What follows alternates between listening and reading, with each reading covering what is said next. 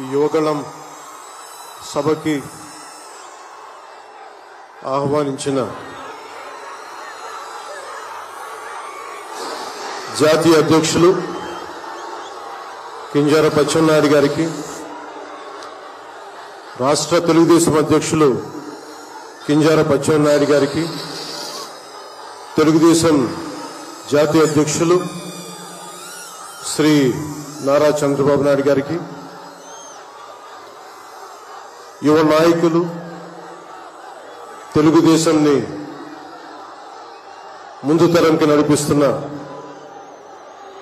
యువ నాయకులు శ్రీ నారా లోకేష్ గారికి, వేదిక పైనున్న తెలుగుదేశం పెద్దలకి, తెలుగు మహిళలకి, తెలుగుదేశం కార్యకర్తలకి, తెలుగుదేశం నాయకులందరికీ పేరు పేరున నా హృదయపూర్వక నమస్కారం. ఈ వేదిక పైన ఉన్న జనసేన నాయకులకి, పిఏసీ చైర్మన్ నాదెళ్ల మనోహర్ గారికి, ఇక్కడికి వచ్చేసిన జన సైనికులకి, సభకు మద్దతుగా వచ్చిన వీర మహిళలకి నా హృదయపూర్వక నమస్కారం. మా సోదరులు, సోదర సమానులు శ్రీ నందమూరి బాలకృష్ణ గారికి నా ప్రత్యేక నమస్కారం. సభ ఇలా జరుగుతుంది, నన్ను ఆహ్వానించాలని ప్రతిపాదన వచ్చినప్పుడు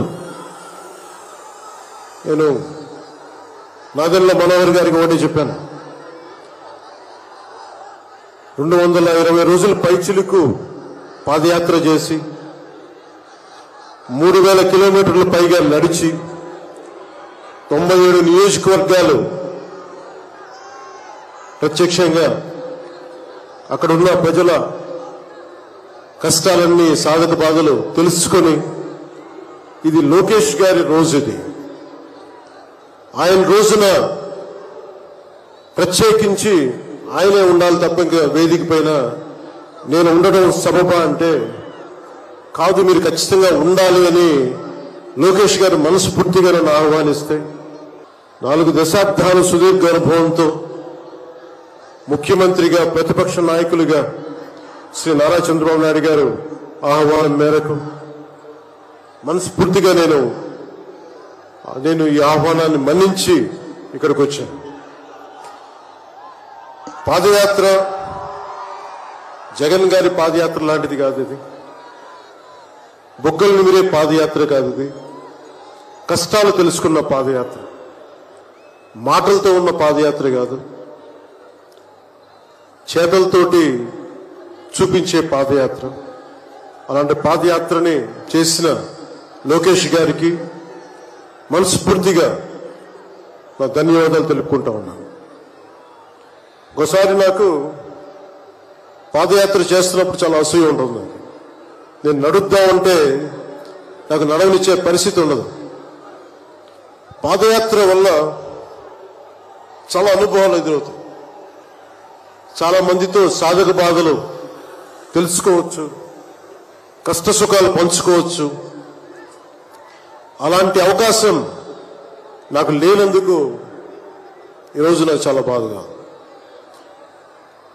అలాంటి నాకు రాని అవకాశాన్ని లోకేష్ గారు దిగ్విజయంగా చేయటం, పూర్తి చేయడం నాకు చాలా ఆనందంగా ఉంది.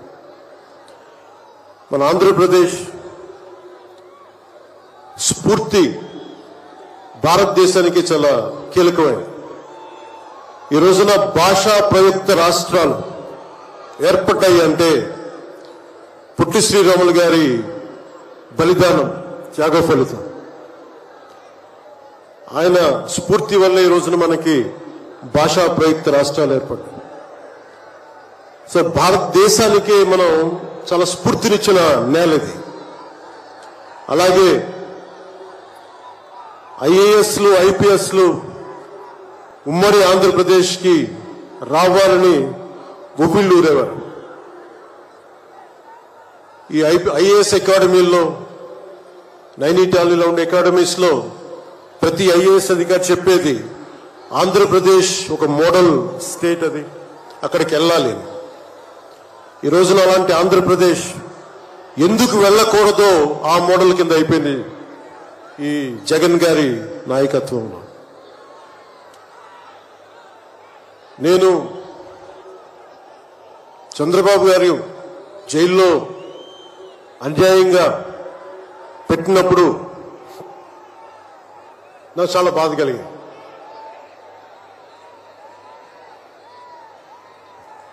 కష్టాలు చూసిన వాడిని, కష్టాలు దగ్గరగా పెద్దల నుంచి చిన్నప్పటి నుంచి చూసిన వాడిని, కష్టాలు అనుభవించిన వాడిని, ఓటమి వచ్చినప్పుడు ఒంటరితనం ఎలా ఉంటుందో తెలిసిన వాడిని, ముఖ్యంగా శ్రీ నారా చంద్రబాబు నాయుడు గారి కుటుంబ సభ్యులు వేదన అర్థం చేసుకున్నవాడిని, శ్రీమతి భువనేశ్వరి గారి బాధని దూరం నుంచే అర్థం చేసుకున్నవాడిని. నేను ఏం ఆశించి మద్దతు ఇవ్వలేదు.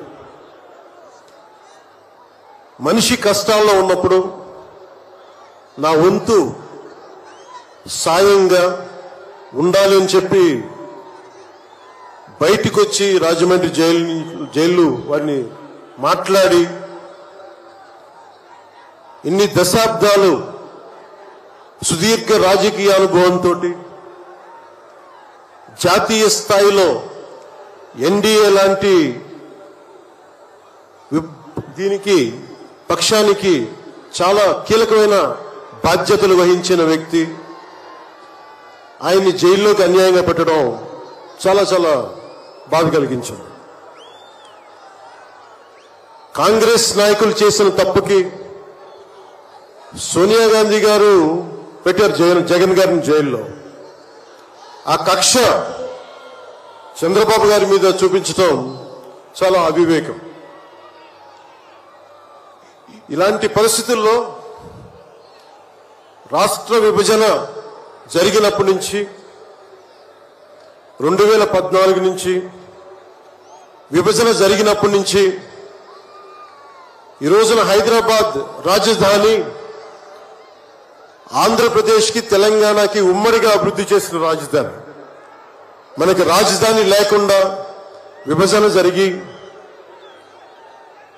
సరైన పంపకాలు లేకుండా విభజన జరిగి ఇలాంటి కష్ట సమయాల్లో నేను ఆ రోజున తెలుగుదేశం పార్టీ, భారతీయ జనతా పార్టీకి సంయుక్తంగా నేను పోటీని విరమించుకొని మరీ మద్దతు ఇచ్చాను.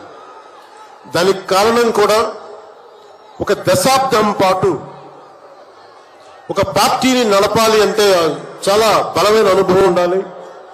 కూర్చొని అనుభవంతో భవిష్యత్తులో పార్టీ చాలా అవసరం అని చెప్పి నేను ఒక దశాబ్ద కాలం పాటు ప్రత్యక్ష రాజకీయాల్లో ఉందాం అని ఆలోచించి ఆ రోజున తెలుగుదేశం పార్టీకి మద్దతు తెలిపాం. ప్రభుత్వం వచ్చింది ఆ రోజున. దురదృష్టవశాత్తు చిన్న అభిప్రాయ భేదాలు కావచ్చు, కమ్యూనికేషన్ గ్యాప్ వల్ల కావచ్చు 2019లో అది ముందుకు తీసుకెళ్ళలేకపోయాం. ఆ తీసుకెళ్లలేని లోటు, దాని తాలూకు రియాక్షన్ వైఎస్ జగన్ ప్రభుత్వం వచ్చేసింది. నేను ఏ రోజున కూడా ఒక దశాబ్దం కాలం పాటు చాలా సుదీర్ఘమైన అనుభోగిలో రాజకీయాలకు ఈ ఆంధ్రప్రదేశ్కి కావాలి, నా వంతు కృషి నేను మద్దతు ఇద్దామని ఆ ప్రయత్నంలో మనం మిస్ అయ్యాం. దాన్ని ఈ 2024 మనం ప్రభుత్వాన్ని స్థాపిస్తున్నాం, మార్పు తీసుకొస్తున్నాం, జగన్ని ఇంటికి పంపించేస్తున్నాం. నేను వింటుంది 25 మంది ఎమ్మెల్యేలని మార్చారు, ఇంకొక 80 మంది, మొత్తానికి కలిపి 80 మంది ఎమ్మెల్యేలు మారుస్తున్నారని వింటా ఉన్నాను. మార్చాల్సింది ఎమ్మెల్యేలు కాదు, ఈ రాష్ట్ర ముఖ్యమంత్రి జగన్. నాకు జగన్ మీద వ్యక్తిగతంగా నాకు అసలు కోపం లేదు. నిజంగా ఒక బలమైన ఆధిక్యతతోటి ముఖ్యమంత్రి అయ్యి ప్రభుత్వాన్ని సమర్థవంతంగా నడిపి ప్రజలకి మేలు చేయాల్సిన వ్యక్తి కూల్చివేతలతో మొదలుపెట్టాడు. ప్రత్యర్థుల్ని ఇబ్బంది పెట్టే విధంగా ప్రతి ఒక్కరిని ఎదురు తిరిగితే ఏంటని ప్రశ్నిస్తే వారిని కేసులు బనాయించి ఇబ్బంది పెట్టే పరిస్థితుల్లో ఈ ముఖ్యమంత్రి ఉంటే నేను ఇలాంటి ప్రభుత్వం ఉంటుందని నేను ఊహించలేదు. ఆయన స్వయంగా ప్రమాణ స్వీకారానికి నన్ను ఆహ్వానించినప్పుడు వారికి ఒకటే తెలియజేశాను, మీరు చాలా సమర్థవంతంగా పరిపాలించండి, ప్రజలకి మేలైన ప్రభుత్వం ఇవ్వండి, మేము ఒక పార్టీగా ప్రజల పక్షాన్ని వహించి సద్విమర్శ చేస్తాం అని అంటే చెప్పి ఆయనకి నా శుభాకాంక్షలు తెలియజేశాను.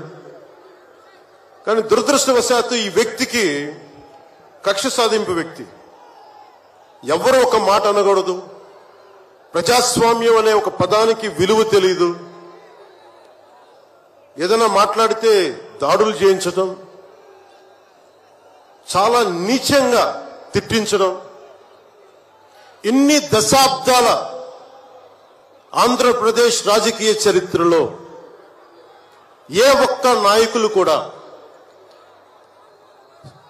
వైఎస్ రాజశేఖర రెడ్డి గారితో కలిపి కూడా ఏ ఒక్కరు కూడా ఇంటిలో బయటికి రాని ఆడపడుచుల్ని తల్లుల్ని ఒక్క మాట లేదు. ఎవరు కూడా నాయకుల్ని తిట్టారు, విమర్శలు చేశారు, దిగజారుడిగా మాట్లాడి ఉండొచ్చేమో కానీ ఇంటిలో బయటికి రాని ఆడపడుచుల్ని, ఇంటి పట్టునే ఉండి బయటికి రాని తల్లుల్ని చాలా నీచంగా విమర్శించే ఈ సంస్కృతి జగన్ నాయకత్వంలో ఈ వైసీపీ ప్రారంభించింది. ఎంతమంది కన్నీళ్లు పెట్టుకున్నారు, ఎంతమంది స్త్రీలు బాధపడ్డారు. ఒకటే అనిపిస్తుంది, వ్యక్తికి అడగాలనిపించినప్పుడు ఇంట్లో ఉన్న తల్లికి చెల్లికే విలువ ఇవ్వనేవాడు మన ఇంట్లో ఉన్న ఆడపడుచులకి ఏం గౌరవిస్తాడు? ఇంట్లో తల్లికి చెల్లికి విలువ ఇవ్వనేవాడు 30,000 మంది ఆడపిల్లలు అదృశ్యం అయిపోతే ఏం పట్టించుకుంటాడు? మొన్న 22 ఒక సంవత్సరంలోనే ఎన్సీఆర్బీ డేటాలో దాదాపు 10,000 మంది ఆడపిల్లలు అదృశ్యం అయిపోయారు ఒక సంవత్సరంలోనే. నేను మాట్లాడుతున్నప్పుడు డేటాతోటే మాట్లాడతాను. 2.5 సంవత్సరాల క్రితం వైసీపీ వాలంటీర్ వ్యవస్థలోని కొంతమంది ఒంటరి మహిళల మీద, ఆడపడుచుల మీద డేటా సేకరిస్తున్నారు. దీని మీద మీరు మాట్లాడండి అని చెప్పి చాలా మంది పెద్ద స్థాయి వ్యక్తులు నాతో మాట్లాడినప్పుడు దాదాపు ఇన్ని వేల మంది, 30,000 మంది పైచులకు ఆడవాళ్ళు అదృశ్యం అయిపోయారు, మీరు మాట్లాడండి అని చెప్పినప్పుడు నేను నమ్మలేదు. కానీ డేటా తెప్పించుకొని చూస్తే నేను గలవెత్తినప్పుడు వైసీపీ వాలంటీర్ వ్యవస్థ మీద ఆ రోజున ప్రత్యేకించి చెప్పాను, యువతకి ఉద్యోగాలు వస్తే చాలా ఆనందించేవాడిని. కానీ కొద్దిమంది వాలంటీర్స్ చేసే ఈ విధానాల వల్ల ఒంటరి మహిళలు, ఒంటరి ఆడవాళ్ళు, భర్త లేని వారు చాలా అన్యాయాలకు గురవుతూ ఉంటే అన్నింటికి తెగించి నేను ఎప్పుడు గొంతెత్తినా ఓట్లని బేస్ చేసుకొని మాట్లాడను, మార్పుని బేస్ చేసుకొని మాట్లాడతాను, మార్పుని ఆధారం చేసుకొని మాట్లాడతాను. వారాహి యాత్రలో ఆ రోజు ప్రారంభిస్తే నా మీద విపరీతమైన దాడులు జరిగినాయి, విపరీతమైన విమర్శలు, కువిమర్శలు అన్నిటినీ భరించాం. చివరికి విశాఖపట్నంలో కూడా నేను ఎయిర్పోర్ట్ నుంచి మనకి పార్టీ కార్యక్రమాలకు వస్తూ ఉంటే పోలీసుల చేత నన్ను రానివ్వకుండా చేసి, ప్రజలు నమస్కారం చేస్తుంటే ప్రతి నమస్కారం చేయడానికి కూడా ఒక ఉన్నత స్థాయి అధికారి చాలా నీచంగా మాట్లాడి కూర్చోమని చెప్పే స్థాయికి వెళ్ళిపోయింది ప్రభుత్వం.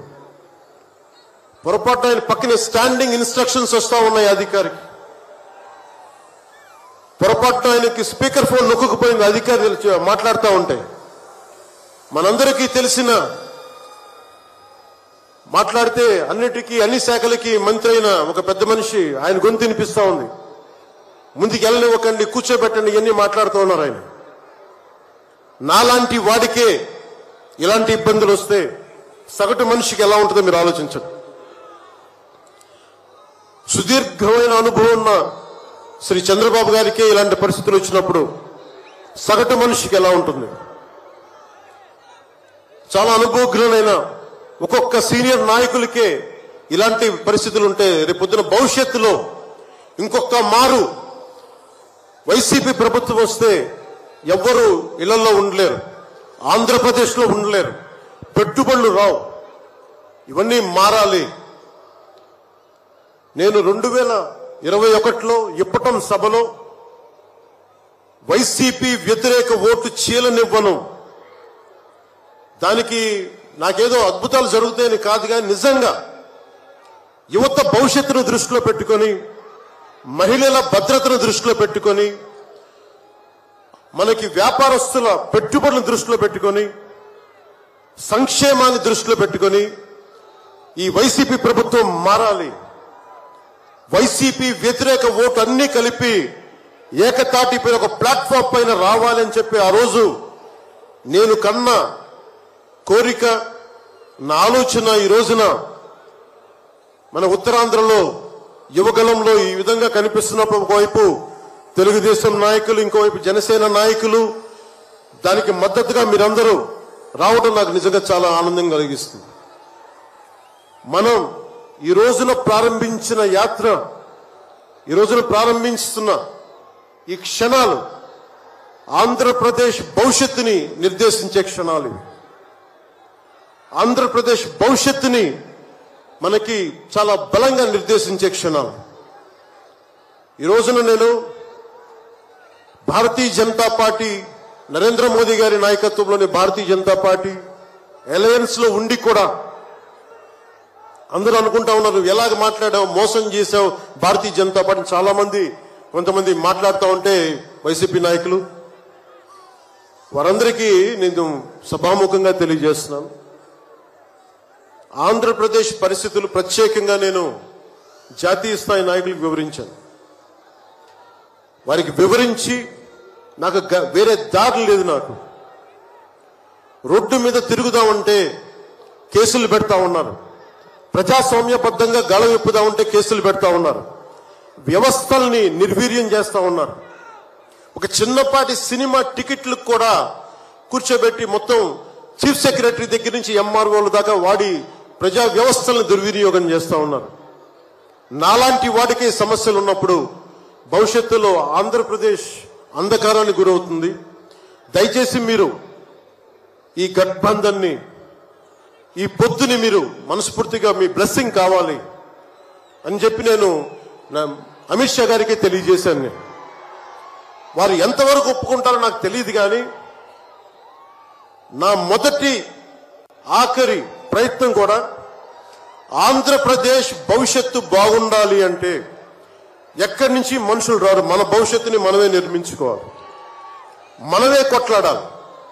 అలాంటి ఆంధ్రప్రదేశ్ భవిష్యత్తుకి వైసీపీకి నాయకులు అందరని చెప్పట్లేదు, కానీ గూండాగర్దీ చేసేవాళ్ళు, క్యారెక్టర్ అసాసినేషన్ చేసేవాళ్ళు, ఆడపడుచుల్ని అగౌరవపరిచేవాళ్ళు, వీరందరికీ సభాముఖంగా చెప్తున్నాం, ఇది ఈ రోజున మేము ఎన్నికల పొత్తు చాలా కీలకమైంది. మనం కనుక ఈ పొత్తు పెట్టుకోకపోతే భవిష్యత్తులో రోడ్ల మీదకొచ్చి కర్రలు కత్తులు పట్టుకొని వైసీపీ గూండాలతో కొట్లాడాల్సి వస్తుంది. నేను కేంద్రంలో ఇదే చెప్పాను. ఈ రోజున కనుక మనం ఈ పొత్తును పెట్టుకోకపోతే నాతో సహా వైసీపీ గూండాలని ఎదుర్కోవడానికి ఒక కర్రో కత్తో పట్టుకొని మేము కూడా రోడ్ల మీదకి వచ్చి మేము వీధి గొడవలు క్రియేట్ చేసుకు మేము రక్షించుకోవాల్సి వస్తుందని చెప్పి నేను ప్రత్యేకించి కేంద్ర నాయకత్వానికి చెప్పాను. ఎందుకంటే భవిష్యత్తులో ఇంకొకసారి వైసీపీ వస్తే నేను 2019లో కూడా చెప్పాను, ప్రతి కొండని కోనని వీళ్ళు దోచేసుకుంటారని. వీరికి ప్రజాస్వామ్యం మీద గౌరవం లేదు వీరికి. అందుకని ప్రత్యేకించి ఈ పొత్తుని సాధ్యమైనంత ఎక్కువ కాలం ఉంటే ఆంధ్రప్రదేశ్ భవిష్యత్తు నిలదొక్కునే వరకు ఇది ఉండాలి పొత్తుని మనస్ఫూర్తిగా నేను ఆకాంక్షిస్తున్నాను. నేను భవిష్యత్తు నేను కూర్చునేది రోడ్లు కానీ సోదరులు లోకేష్ గారు చెప్పారు,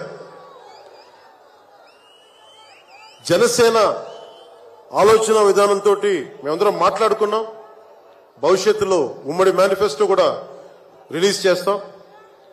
దాంట్లో ముఖ్యంగా నేను చెప్పదలుచుకుంటుంది ఇన్ఫ్రాస్ట్రక్చర్, రోడ్లు కానీ, హెల్త్ కేర్ కానీ, primary health care centres, secondary health care centres, tertiary health care centres, అలాగే మనకి యువతకి ఉపాధి అవకాశాలు, గవర్నమెంట్ ఎంప్లాయీస్ కి సిపిఎస్ రద్దు మీద ఎలాంటి నిర్ణయం తీసుకోవాలి, రెబీరో గారు పెట్టినట్టుగా పోలీస్ రిఫార్మ్స్ ఇంప్లిమెంటేషన్, అలాగే టీచర్లకి ఉద్యోగాల భర్తీ, రైతులు, కౌలు రైతులు, ఉద్యానవన రైతులు, సెరికల్చర్ రైతులు, ఆక్వా రైతులకి లాభసాటిగా ఎలా ఉండాలి, ప్రభుత్వ పాఠశాలలు, సంక్షేమ హాస్టల్ స్థితిగతుల్ని ఎలాగ మార్చాలి, అంగన్వాడీ కార్యకర్తలకు ఎలాగ అండగా ఉండాలి, పంచాయతీల్ని ఎలా బలోపేతం చేయాలి, మత్స్యకారులకి, గిరిజనులకి, దళితులకి ఎలాంటి పథకాలుంటే